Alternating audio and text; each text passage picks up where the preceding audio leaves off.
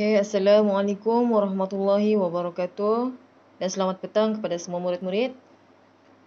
Kita sambung lagi pelajaran kita hari ini, pelajaran 2 tentang sifat-sifat malaikat. Saya akan baca dulu. 2.1. Sifat-sifat malaikat yang wajib diketahui. Sifat-sifat malaikat tidak sama seperti manusia. Malaikat sentiasa mengabdikan diri kepada Allah Subhanahu wa taala dengan mentaati perintahnya. Okey, Ustazah sambung muka surat 7. Sifat-sifat malaikat. Pertama, malaikat tidak beribu dan tidak berbapa. Kedua, malaikat tidak beranak dan diperanakkan. 3. Malaikat boleh menyerupai pelbagai rupa yang dikehendaki dengan kehendak Allah Subhanahu wa taala. 4. Malaikat tidak bersuami atau beristeri. 5. Malaikat tidak makan dan tidak minum. Dan yang keenam, malaikat bukan di kalangan lelaki dan perempuan. Okey, masuk muka surat 8. Ustazah sambung 2.2. Perbezaan antara sifat malaikat dengan manusia.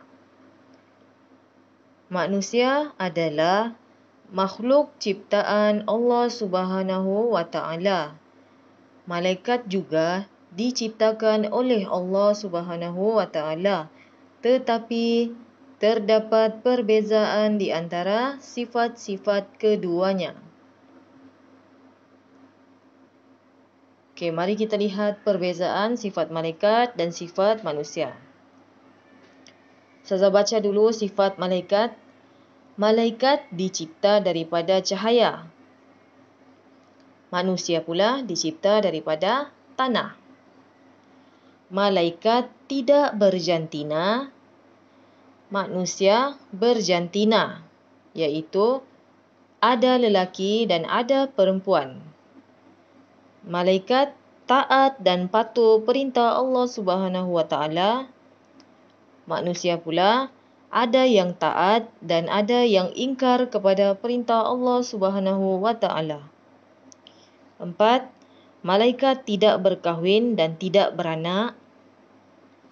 Manusia pula berkahwin dan beranak. 5. Malaikat tidak makan dan tidak minum. Okey, sifat manusia pula. Manusia makan dan minum. Okey, sifat malaikat yang terakhir. Malaikat tidak tidur. Manusia pula tidur dan berjaga. Okey. Ustazah ringkaskan pelajaran kita hari ini tentang sifat-sifat malaikat. Baiklah, malaikat ini tidak sama dengan manusia. Kalau manusia, dia sering alpa, maksudnya pandai lupa atau lalai dengan apa yang Allah perintahkan. Tapi kalau malaikat ini, dia sentiasa patuh dengan apa yang Allah suruh.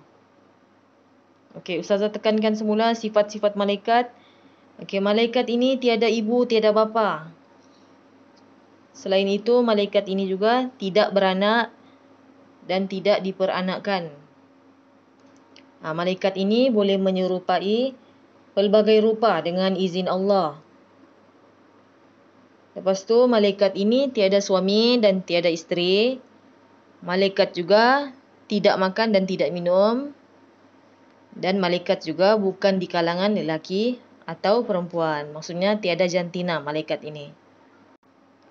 Okey, untuk perbezaan sifat malaikat dengan sifat manusia, senang mahu ingat sifat antara malaikat dengan manusia ini sering berlawanan. Maksudnya, kata Ustazah tadi, malaikat ini Allah ciptakan daripada cahaya. Tapi manusia pula dicipta daripada tanah. Kalau malaikat, kata Ustazah, tiada jantina, manusia pula ada jantina. Ada lelaki, ada perempuan. Itu manusia. Yang ketiga, malaikat tadi taat dan patuh perintah Allah, tapi manusia pula ada yang taat dan ada yang ingkar. Malaikat tidak berkahwin dan tidak beranak, tapi manusia berkahwin dan beranak. Seterusnya, malaikat tidak makan dan tidak minum, tapi manusia ada yang makan dan ada yang minum. Terakhir sekali, malaikat tidak pernah tidur. Tapi kita manusia pandai pandai tidur dan pandai bangun.